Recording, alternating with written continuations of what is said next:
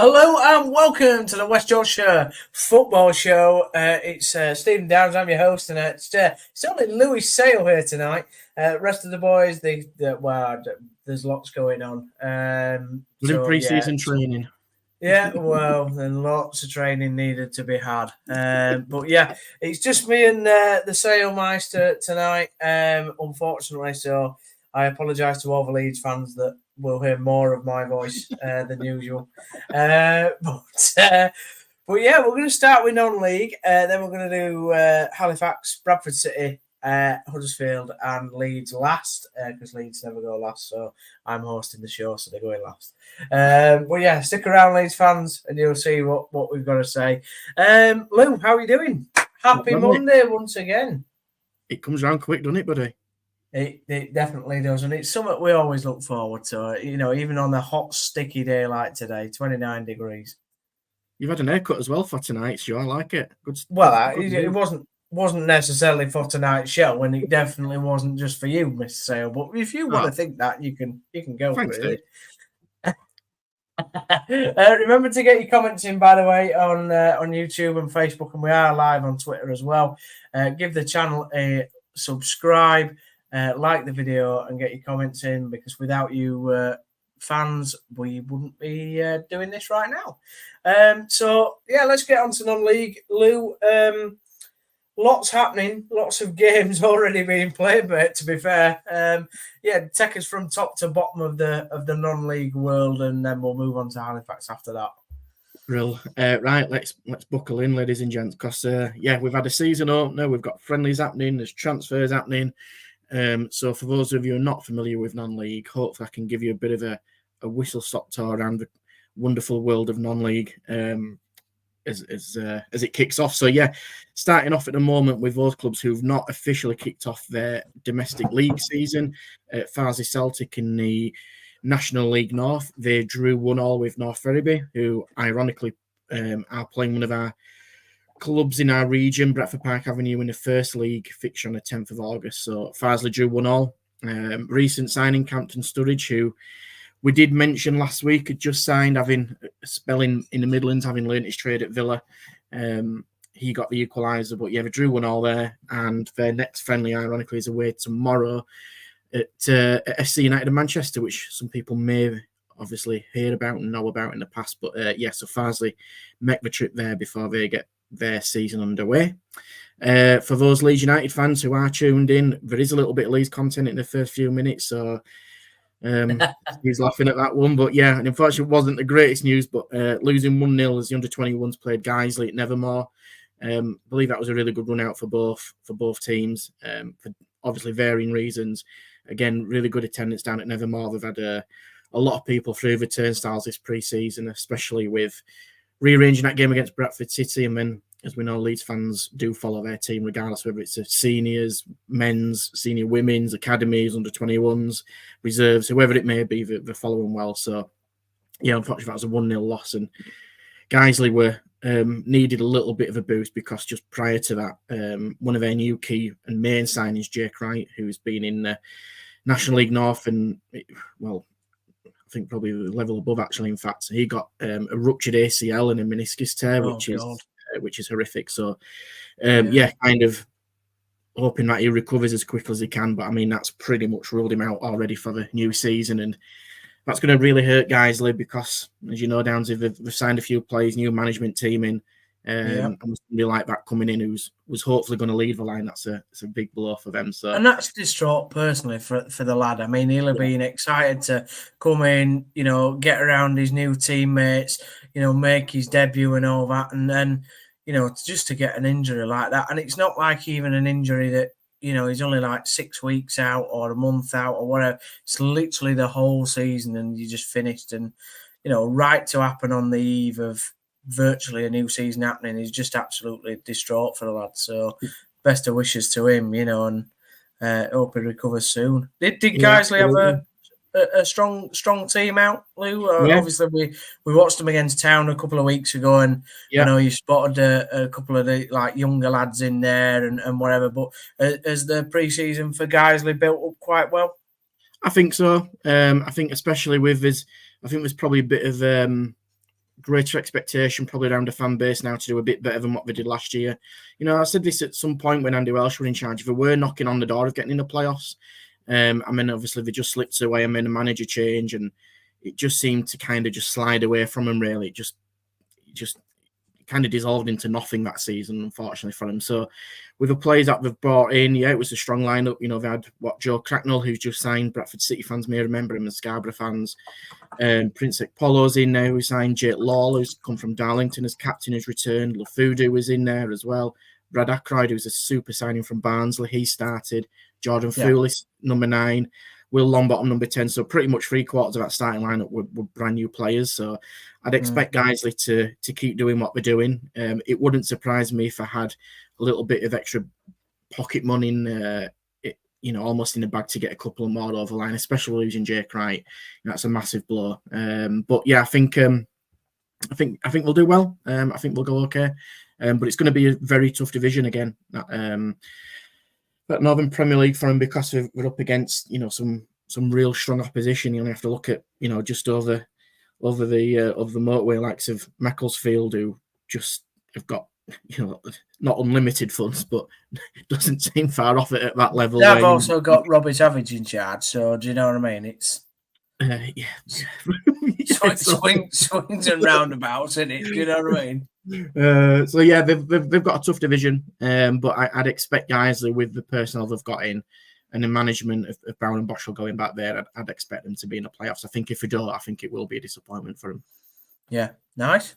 Moving down, actually, probably down the leagues just before we get into the actual league openers. So looking across for Northern Premier League East, which kicks off, like I said earlier, on the 10th of August. So I'm going to, no particular order, basically alphabetical order, if that helps anybody, just to rattle through. So Bradford Park Avenue played Saturday, lost 1-0 to their equivalent in the West Division at Mossley, 1-0. And their next fixture is tomorrow at home at the Horsefell against Stalybridge Celtic. Again, quite a synonymous, famous name in the non-league circle. So again, Stalybridge playing in that MPL West. So it's another good test for Avenue before the season kicks off. What you're hoping for tomorrow, Lou, on that one? Like, what do you want to see? What I want to see is a bit more patterns in play. I know there is a few disgruntled fans about at the moment, even though the league season's not kicked off yet. They still think, and I agree, there's still a couple of gaps I think that need to be filled in terms of squad depth and pushing those in the first team. I'll stand by it. I think when the lads eventually click, I think we'll be at the right end of the table. Some people are even talking about potentially getting relegated again. Just unbelievable. No, I mean that's not going to happen, is it? Let's be honest. I mean, most of your signings, from what I've seen, have been structurally solid in terms of the defensive unit. Maybe you haven't really signed that as much creativity up there, but I can't. Surely you're going to be up there, aren't you? I wouldn't have thought so. I mean, football's a strange game, isn't it? I think the only way that Avenue could potentially get sucked into another battle is where the team, does get disbanded. But I think the group of players that have been put together by the management, have got a bit of a purpose, a bit of an identity. I think eventually going forward, I think sometimes we might try and score the perfect goal a little bit too much. We just need to be a little bit more clinical. We are looking for a number 9. That's no secret because Whittaker's come out and said that in his post-match interviews. But I still think if we had the starting 11 that we probably saw on Saturday minus 1 or 2 due to being away, I still think we'll be okay. But I do think the squad depth, it showed a little bit on Saturday when Luke Hogg, who's just come back after injury, I knew signing, played 45 minutes, was, kind of bossing him at field. And then, with no disrespect to the academy lads, it's different levels. And when it came on and the substitutions happened, it kind of just went away a bit from Avenue. Mosley looked a lot stronger in that strength in depth and the subs that were coming on. So it's not an easy fix. People again have seen players move. Only last night, really, that the wish that Avenue could have had. But honestly, the attempt's been made to get the players in that people are talking about, and sometimes you just can't always.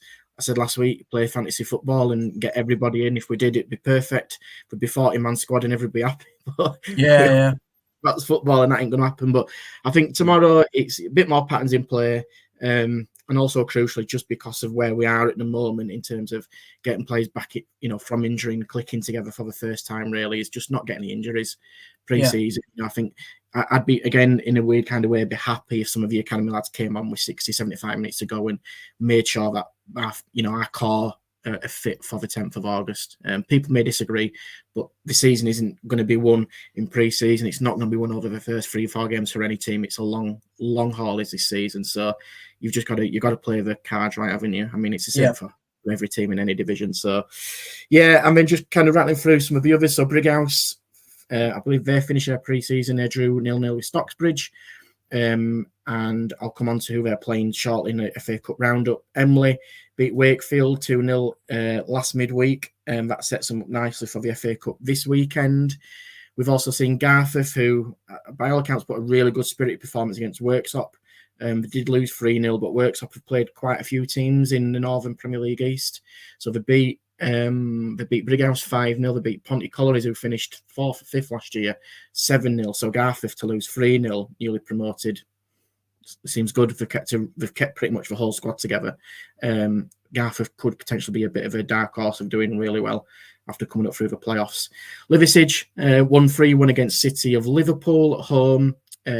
Ossett United, a couple of bits of news. So they beat Horn 2-0 away, and the biggest news that happened last night was they signed Ryan Qualter as defender. So Qualter is well known for probably people in this region, having played at Ossett Town in previous guys before, played at Bradford Park Avenue. He's been around at Boston. More recently, he signed for FC United about 2-3 weeks ago.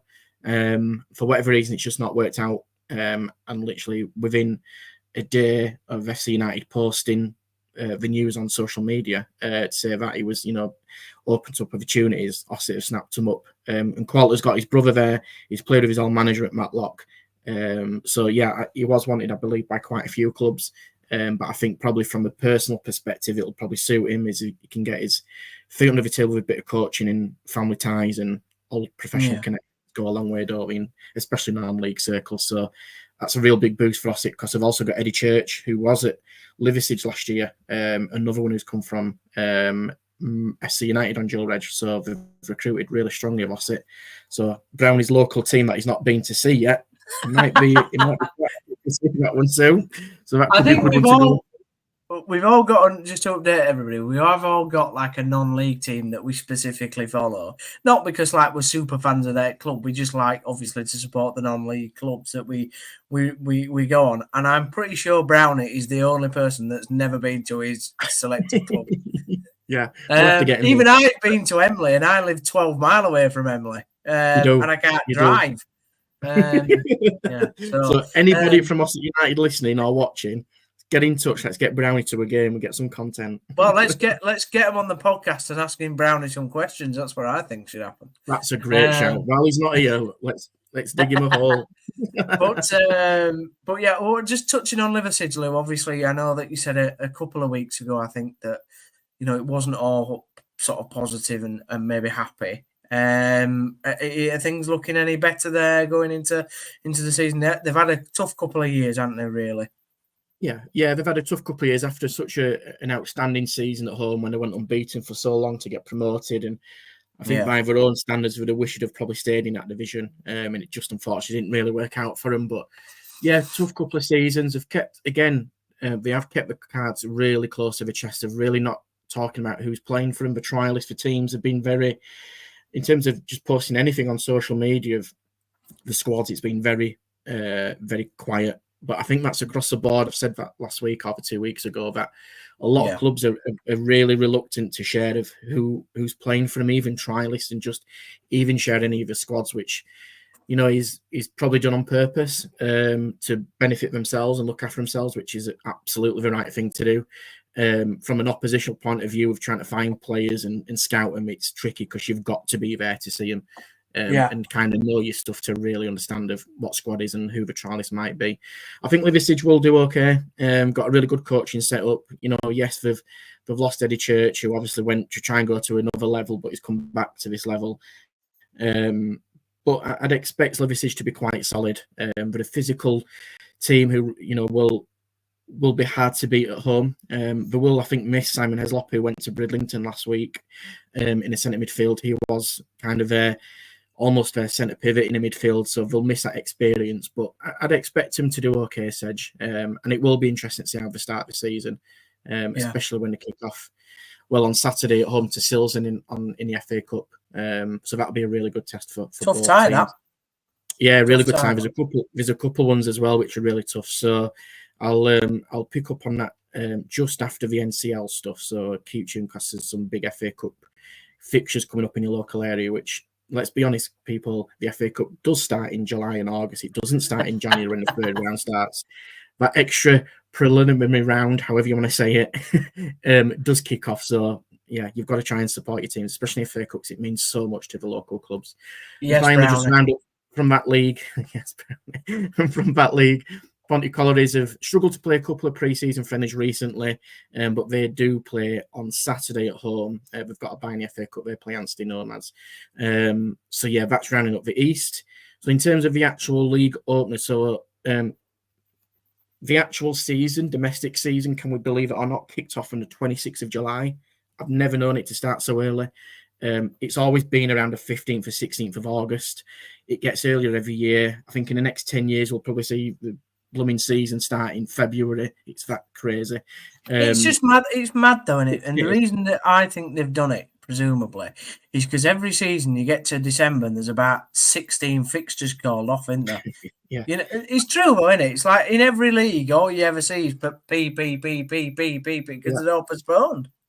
Yeah, and I think, but there's also, this is what we said before, haven't we? Sometimes when it does get to that point, but it's not really spread out across the season either.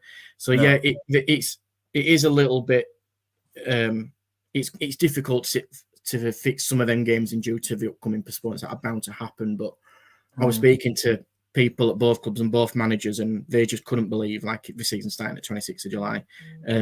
But that's the way it is at the moment, and it doesn't seem that you get a long pre-season now, even at non-league. You know, players who are part-time will probably. That's why some players don't play all pre-season, because they've got to get holidays somehow, because they have other jobs outside of their football club. You know, they're semi-pro, so they've got to fit the family and holidays in around the school holidays and stuff like that. So that's why non-league pre-season is very different, because it's probably only now when you're going to get everybody together, which now the season started. So, which is, yeah, like I mentioned, is early. So Friday night we kicked off in the Prem. Golka beat Penistone Church 4-1. It was eventful. Real big win for Golka in our division. Penistone Church, I think, are fancied to get in the playoffs, but Golka kind of brushed past them, despite being 2-1 at one point. But Penistone had the keeper sent off.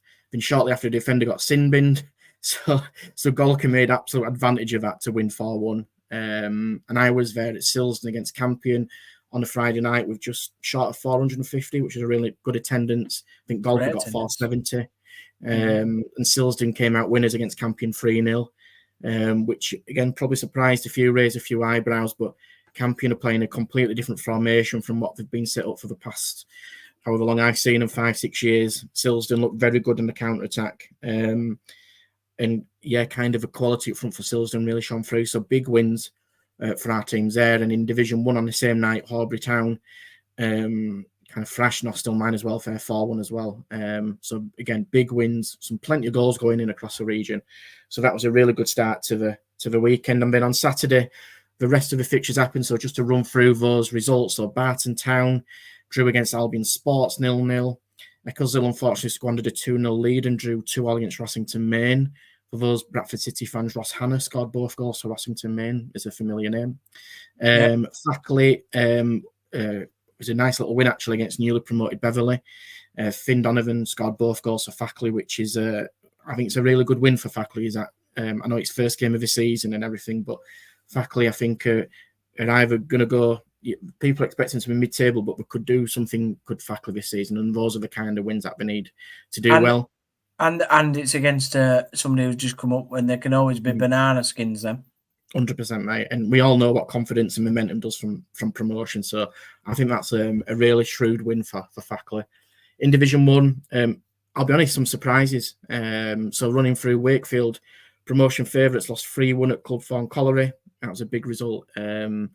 That went against one of our teams. South Leeds, again, have been tipped to do really well. Lost 4-1 at Dronfield. Bit of a West Yorkshire kind of affair. Glasshout Welfare drew against Shelley, who've just moved across from the west to the Northern Counties East, drew 0-0. A really, really good win for Ilkley Town. Again, another team who've moved across. They beat Maltby Main 2-0. That's a really strong win for them at Benridden.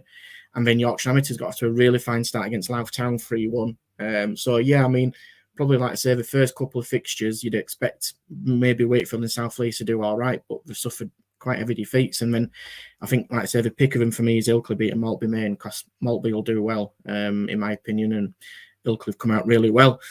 Moving on to, there's fixtures during the week. I kind of won't go over a load of them, but the biggest news is kind of this weekend, the FA Cup.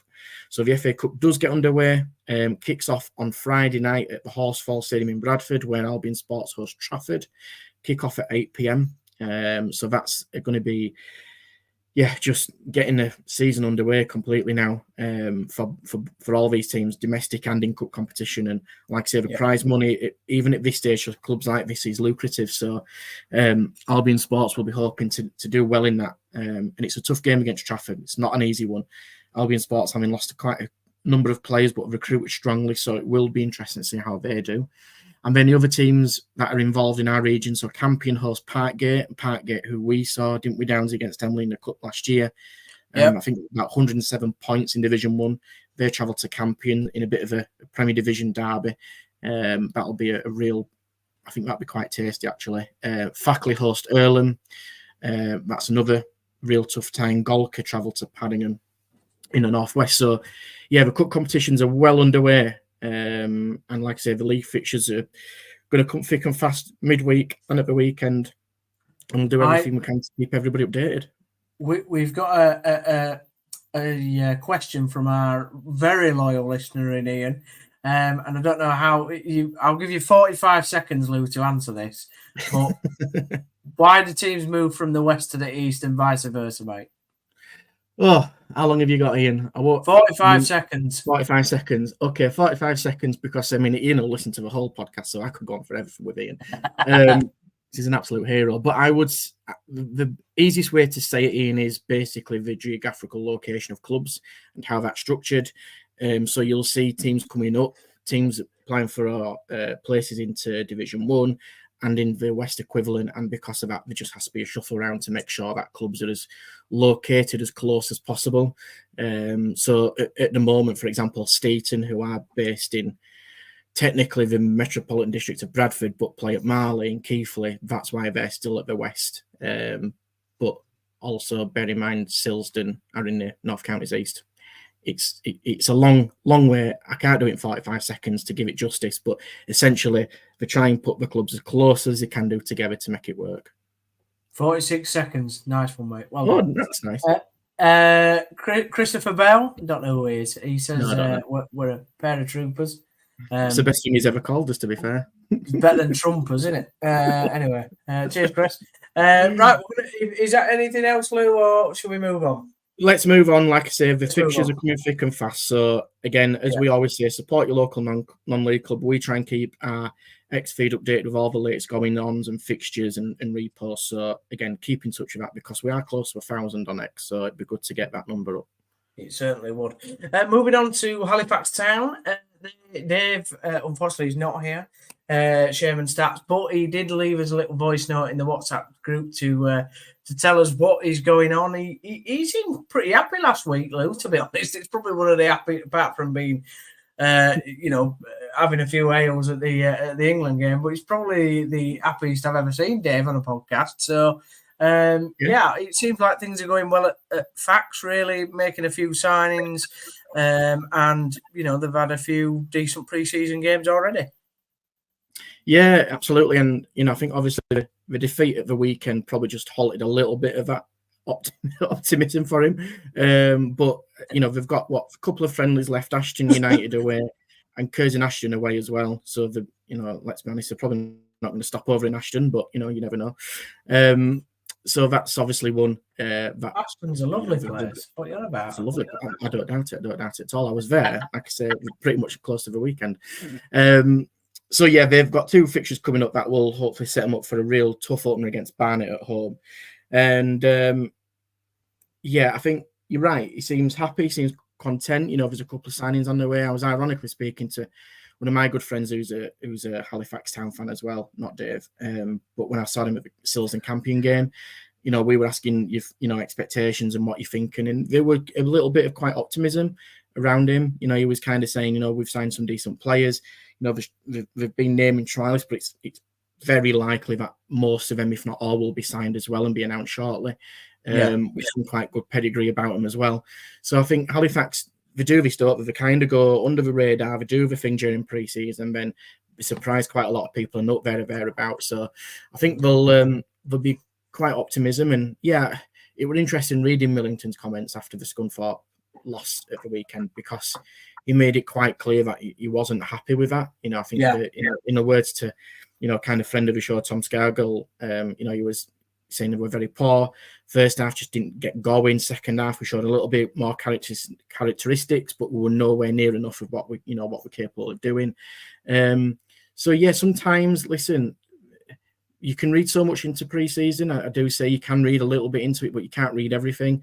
And from that aspect, Millington will be demanding a lot more from his players, because we're not that far away from the start of the season, and I'm guessing Halifax, like I say, will announce a few more players in the next week or two to set them up. But I expect Halifax, like they always do, just to kind of do their own thing and be very, very about. And we said Scunny are a strong side, aren't they? Let's not forget that they're not playing like an absolute minnow here. It's just a working men's club. It's Scunthorpe United. It's going to be a tough test, but that's what Millington would have wanted in pre-season. What's the point in going through the whole of pre-season and beating everybody 5-0? You don't learn anything, do you? I agree, 100% agree, and I think it gives you a bit of false sense of optimism and hope if you do that. So, yeah, I agree. Scunthorpe are going to be one of the title favourites for the National League North, hoping to join Halifax, unless Halifax, get promoted. But I think, to answer your question, Ian, I'd be surprised if they won it outright. I think their aim would be playoffs again, going a little bit one better. We'll probably be a little bit disappointed that the likes of Tyler Golden have gone to somewhere like Altrincham, because he's probably a League Two player. But I know that Golden is very local to Altrincham, having started his career at Salford.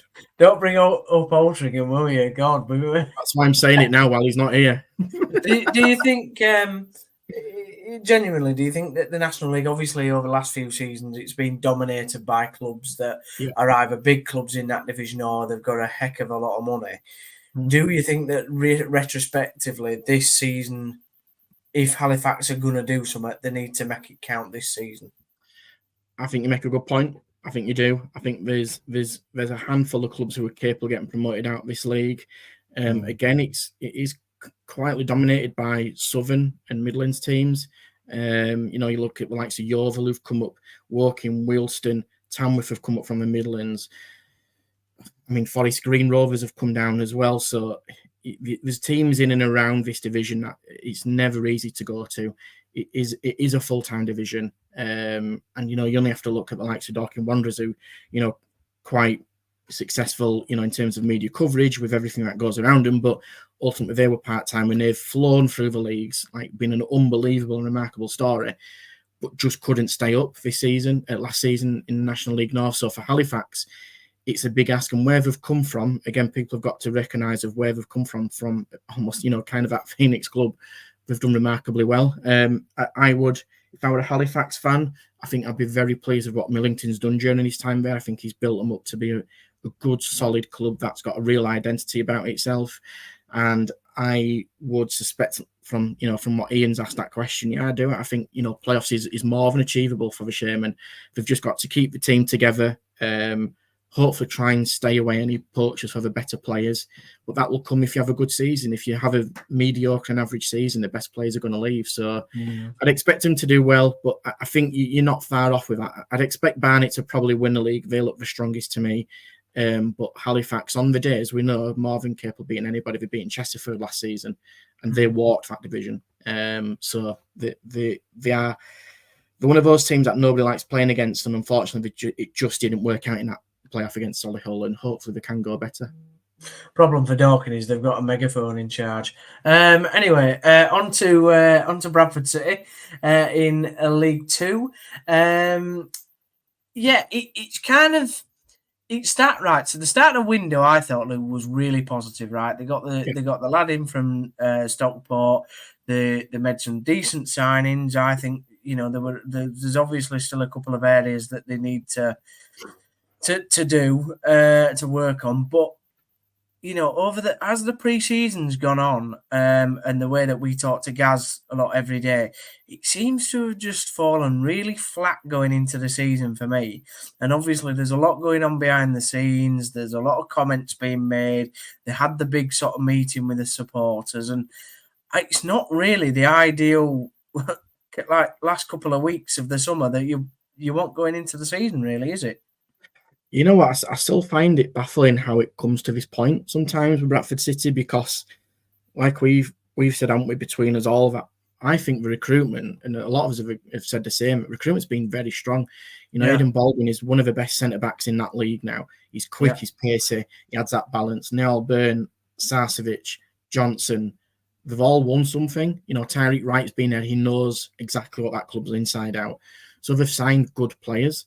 But again, there just seems to be that kind of overhanging pessimism about what's happening potentially off the field with, people talk about budgets and can they afford this player? Can they afford that player? And, we've heard the stuff that's happened today as we're speaking with, potentially, Romney Critchell Noble with Peter, and there's been a denial in the local press about that. But, Darren McAntony's come out in his podcast and said what he said. So there seems to be always a little bit of a story.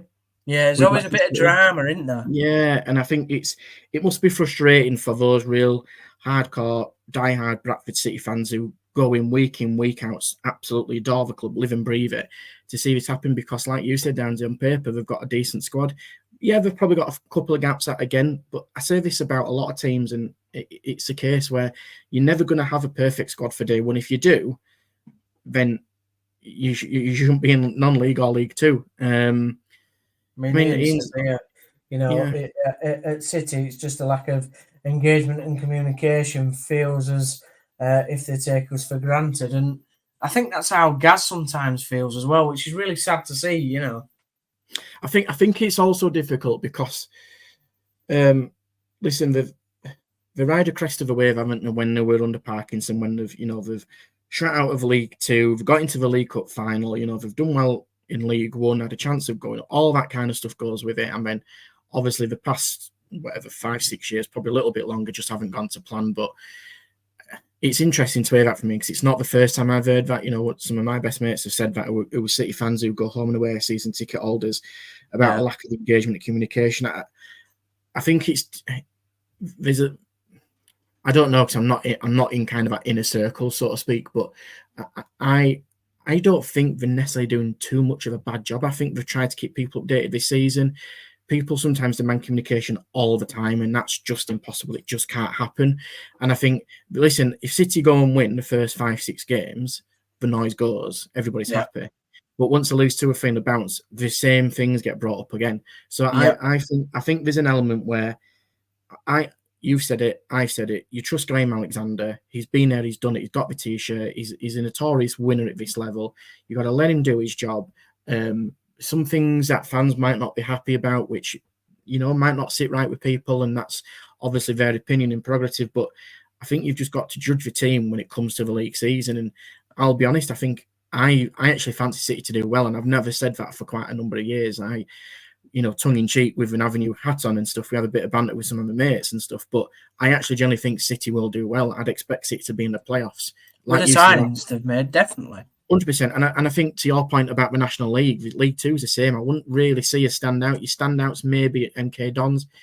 People are tipping Chesterfield, but Bradford City should be up there with the players, like you said, they've signed. So, yeah, I can appreciate the frustration. But I mean, Carlisle coming down, it's a big one. It's a big one. And they've got money to spend, haven't they? I think you look at, there's a lot of clubs in League Two, and you get to like 12th place, and it's a bit like League One, and we'll come to on that with Town, but like the top 12, sort of any of them can go up. I think last season was an outlier, really, because you had, Stockport and Wrexham, who were just far better than anybody else, weren't they? Yeah. If we're being honest. Yeah. Mansfield were up there obviously as well, but they were the big three that were just far and away better than anybody else. And I think Crewe might have another good season, if I'm honest. Possibly, yeah, possibly. I think you're right. There's a lot of teams in there who'll fancy the chances this season, which is good to keep the competition alive. And I think some teams do need that and thrive on that element of competition to really stick at it, because Bradford City, let's be honest, did not have a great season last season, but they were 1 point away from the playoffs. That shows how tight that league is. And people were criticising Graham Alexander to the point where even some people wanted him to leave, and he'd not even been in a job for 2 months, 3 months, and they were 1 point off, which is mental. So listen, I understand there's a couple of frustrations behind the scenes, all that kind of stuff, but I think you've just got to. There is an element of patience which doesn't always sit right with football fans, because you want instant success, and I 100% get that. But you've got to let the likes of David Sharp, who's only just come in to get his feet under the table, do a complete audit of what's happening and what he thinks needs to happen. Graham Alexander's had his first pre-season under his belt now with a team that he hopefully can get and that he wanted. He probably won't have the perfect team that he wants. That'll probably, if he's still there, happen in the next year and a half, 2 years. But I think City will be okay. I think they're not going to win every game. They're going to have dips in form. But I think Gaz made a really fair point last week, and he said this about being a little bit more consistent in terms of not going on 8 games winning and then 6 games without winning. You've got to just close that gap a little bit. And I suppose if City were in that way that they, maybe won 2 and drawn 1 and lost a couple and then drew 1 and won 1, and that record just kind of just dilutes any of that noise and negativity. Whereas if you it's up and down like this. So I think City will be happy with just a bit of a flat line of consistency. And I see him doing it. They've got the players, they've got the experience now. There is a couple of excuses to throw in there because, like I say, it's his first pre-season, but I'd expect the hierarchy and Graham Alexander himself and the players that they demand better from themselves to be in the playoffs. And listen, they can do it, but the fans have got to.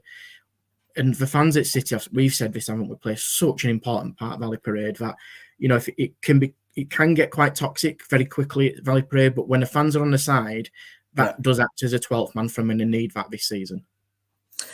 Ian, once again, I can't agree with you on this one. Not with Darren Moore in charge, but fair play to you, mate.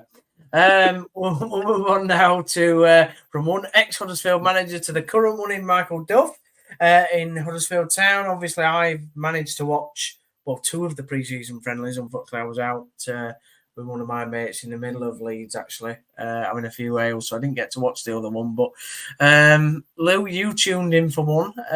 We beat Lecce, who are in Serie A. That was our last friendly, 2-1. Reece Healy scored a penalty in the 81st minute. We also beat Hertha Berlin. The game before that was against Limassol, which Town lost 4-2. Limassol looked a very good side. They are playing European football next season.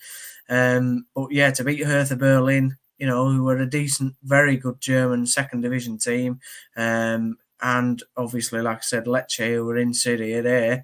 Good results for Town, and being impressed with them in pre-season. There's definitely a shape, style of play. There's lots of movement. And yeah, it's good football, Lou. Good. No, it's really good to hear. And a couple of games I've seen, like I say, we went to watch them. The first one, I mean, obviously, I watched the game against Hertha Berlin, and I was impressed. They look fit, they look sharp. I think the biggest thing for you guys now is you do have an identity about what you're going to do this season. It's very clear of the structure and the patterns of play that Duff's wanting. What's impressed me more is the fact that you do look sharp, you look on it. You've got players in who have got experience at that level. And don't get me wrong, I think the likes of Herbie Kane probably need another few weeks to really bed in and get used to the way that you want to play. But across the season, I think he'll add a lot of value. And again, we've said it about other teams. That you probably need a couple more in key areas, and I'm sure that Duff's looking at that in a moment. But I mean, you can expand on it more, but you must be pretty pleased at the moment the way it seems to be just kind of going along, because League One is going to be such a tough division, isn't it?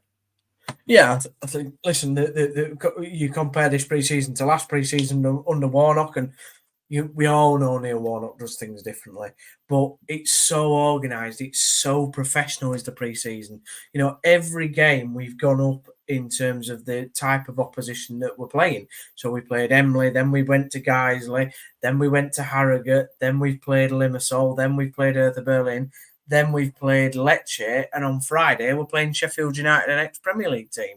So the way the pre-season has been built up has been, I think, absolutely bob. It's been one of the best pre-seasons for quite a while at Town, I think, with the way it's been built up. But, Duff clearly, I loved after the game where he's still saying, well, this wasn't right and this wasn't right and we need to work on this. And, he's quite directive with how he speaks in interviews. And I just think the whole thing's been really impressive. And yes, all right, some of the games haven't been amazing to watch and whatever, but pre-season's never going to be a Champions League style, quality game, is it, Lou? And I think each opposition has given us something different. So Lecce sat back, typical sort of Italian Serie A team where it's all about the defence and being organised and we've got to break them down.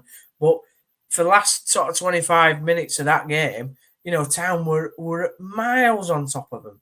And that's a Serie A club, who have very, very good players playing for them, by the way. It weren't like the B team.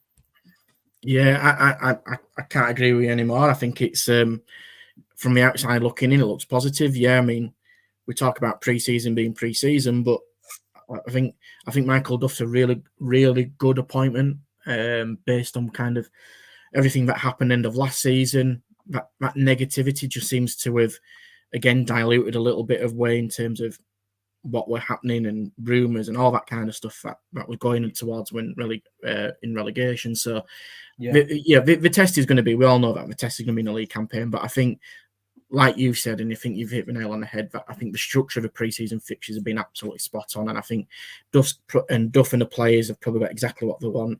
And I think you also take into account that when you're improving stuff off the field, like the update, the improvements to the stadium and the office environment as well.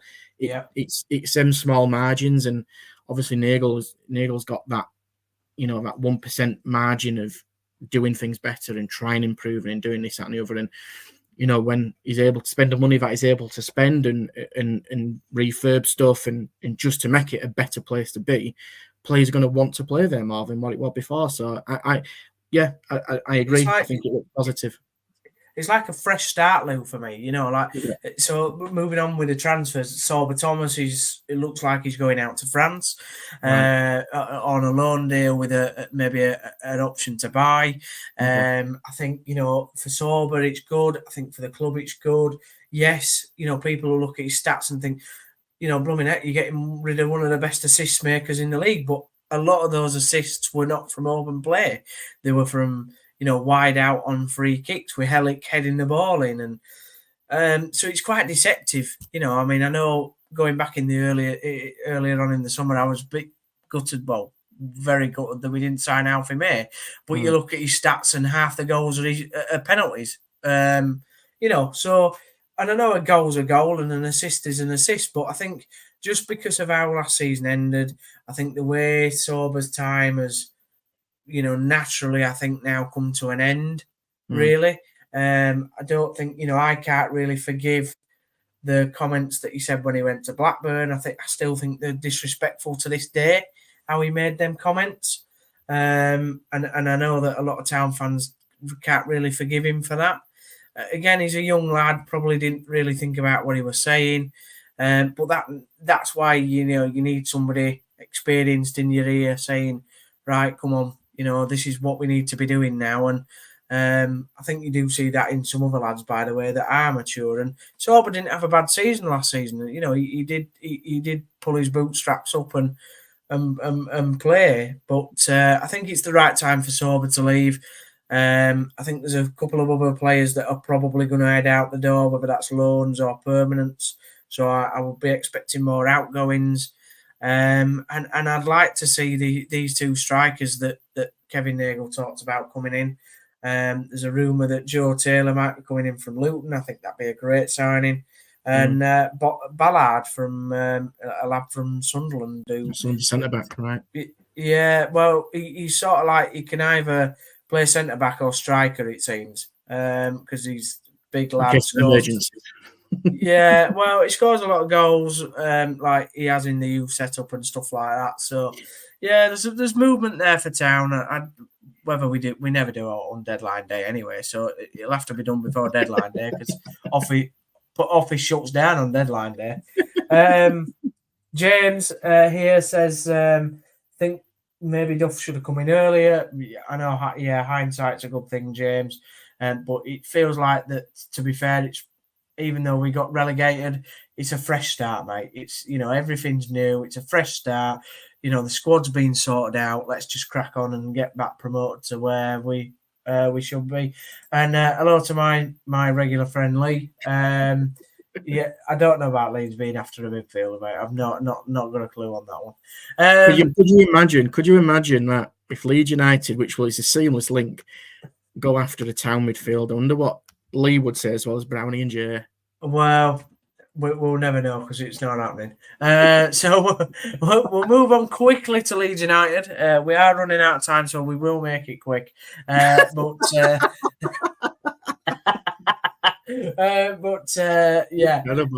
terrible. I'm not terrible. No. We appreciate all the Leeds fans that have tuned into this point. Yeah, Lou, obviously they've beaten Hanover out in Germany. They've also beaten Schalke, two very, very good results and what seemed like fantastic performances. And there's more sort of rumours on the rumour mill about Nonto and Somerville and the sort of deals for them that are not really sort of happening now. So it's looking likely that they'll probably stay. I don't know if that's a good thing or a bad thing, really. I think you want to keep your best players. I think what you sense with Leeds United at the moment is, in a way, similar to Town. There seems to be a lot of positivity, despite not, obviously, I know the circumstances are different, but we're not getting promoted to the Premier League. Obviously, Jay and Brownie do their shows on Thursday, and I think they do speak a lot of sense. There's obviously a lot of content creators out there who have their own opinions, but I generally do think Jay and Brownie have quite a balanced view on things. I think we're realistic of a fact. Brownie does. Honestly, you're a terrible man. You're a terrible man. But I think what what I will say is there does seem to be positivity. The whole, obviously everything that's happening off the field, even to the point where the kits are being launched, and it's a massive, massive seller. All that goes with it, and it's again just a feel-good factor. Doesn't mean you're going to get 6 or 9 points at beginning of the season, but just that momentum that just galvanizes people together, I think really does help. In terms of Somerville and Nonto, I would be surprised if both stay come the end of a transfer deadline window. I would suspect, again, Leeds fans can tell me if I'm wrong, you'd probably want to keep Somerville more than you would Nonto if you had to get rid of one.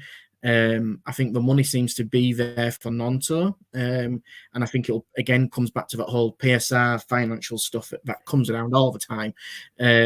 But he's more likely to drive a move into Nonto. I don't see Somerville that type of lad, if I'm honest. I think he's a bit, from taking my unbiased head off. I think he's obviously a great talent, but he doesn't come across as that sort of lad that would push for desperate to push for a move. Nonto, we've seen the antics that Nonto has, very much so. And I think again, when you this is a business now at this level, just like it is in a lot of other clubs, where if Somerville, is not coming for cheap, but it's going to be difficult to really show on that balance sheet of a massive improvement for PSR, whereas Nonto probably would. I know he's, allegedly whether he's got this clause in the contract with his previous club and sell on and all that kind of stuff. But I think if it comes to it and Leeds got possibly 15-20 million for Nonto, I think they'd sell. I think if they got 30 for Somerville, I think we'd probably keep him because they've got that. They've recouped a bit of money, obviously, with Archie Gray going as well, Glenn Kamara. But they've recruited really soundly. Again, I know we joke with the boys, but if Leeds don't get promoted, that is a bigger failure than it was this year. And even though this year, the points total would normally get them promoted, if they don't get promoted this year, that would leave quite a stain on what's happening. I'll say it now. off the field and on the field. I'll say it now: if they don't get promoted, it's an utter failure, and Farke should be sacked. Well, I mean, it there's depends no if he gets way to the end that of the season, doesn't it? there's no way that squad should not go up. I understood last season that you had a freak in Ipswich that probably will never happen again. Leicester spent 300 million quid to get up, and it was one of the hardest championship seasons ever. Arguably, this is one of the weakest championship seasons ever. So, yeah, I don't see an outstanding candidate other than Leeds, if I'm being honest. no, I don't. I've seen some stuff where people are predicting Sunderland to possibly win the league. I can't see that. We've got potential, but I can't see that. I think West Brom will be strong. You know, arguably, probably got the best coach in the league with Corberán. Sorry, Downsy, but probably have. I agree with you. He's a fantastic coach. He's just a he's just a bit of a snake, but we'll leave it like that. But there's other clubs, you know, obviously Burnley have come down with a new manager, and depending on how they set up, Luton are probably going to be as strong as what they were. You know, again, use Kenilworth Road to advantage direct, but, you know, did okay in the Premier League. I thought they got a lot of credit for the Premier League despite going down, which surprised me because they still went down. I know they're relatively, in terms of the club size, nothing that goes with it, but I actually thought you can praise them to an extent, but they still got relegated and were expected to go down, and they did go down. They gave it a good shot. That's the thing out of it. They're set up best. They're set up best, I think, at the three promoted clubs. I'd say so. You know, I think you know what? I could be wrong on this, but I think it's going to go either way. But I think people are writing off Sheffield United because of signings and this and that. I don't think we're going to be that far off. I really don't. I really don't see him being terribly far off. To the point where, to the point. Go on. No, I was just going to say, just unless Wilder blows up about a linesman eating a sandwich or something after the game, do you know what I mean? Loses his head every game. But I agree. I think there's more pressure on Farke now than there ever has been at Leeds. Last year, he didn't get a pass, but he got a bit of leniency because of the situation at the beginning of the season, and he really turned it around. And yeah, the points total was outstanding. It just wasn't enough. This year, I suspect probably the fan base will probably give him 10 to 15 games in terms of how they are at the beginning of the season, and then see and evaluate come maybe November time, December time of really where they are and are they good enough to go for promotion or not. And I'll be honest, I think even how can you say playoffs is a failure? You can't, but you'd expect Leeds to be in that reckoning to be champions, or you want to go up, wouldn't you, really? Well, they failed at Wembley last season, so we'll see what happens this season. It's nice to remind them, isn't it? Yeah. I just don't. Listen, they don't want to go in the playoffs, do they? Because there is that weird thing that goes on in the background with playoffs and Leeds United. I do think they're strong enough. I think they'll recruit heavily again coming up in the window. I think I've said this before on our podcast that I think transfer deadline day will be busy, especially with Leeds United. But the signings that they've brought in and the squad on paper is arguably the strongest in that division. So I would expect more noise to come out of that. But again, for all your stuff about Leeds, get tuned into Jay and Brownie on Thursdays because they do a really, really good roundup of what's happening. They know more stuff than us too, to be honest, and the least biased than Downsy. So there you go. No, well, yeah, don't give them too big of a head, will you? But yeah, honestly, no, it is fantastic content, and I'm hoping to do a regular town show more regular this season with Jack and Cal. So obviously we'll get that underway. We're always looking to do more content on the channel, and you know what, Lou? We've kept a Monday show underneath an hour. It's been absolutely fantastic. We've not done this for months. Feels new. It shows that we can do it. Shows that we can do it, boys. Listening on Christopher Bell, who's been tuning in, commenting. So there you go. It shows you can do it when you've got two professionals on play, but when you've got absolutely when you've got the rest of the Muppets on, you know, that's what happens. Except for Gaz and Dave, true heroes. The other three lads Muppets. Okay, so we've come to the end of the stream. Thank you very much for tuning in. Thank you very much, Lou, for joining me on this warm 29th of July, and I'm looking forward to more non-league action over the week. Good luck to all the sides that have got any sort of fixture, but particularly those in the FA Cup. and we'll speak to you very, very shortly on next Monday. Cheers again, Lou. See you guys.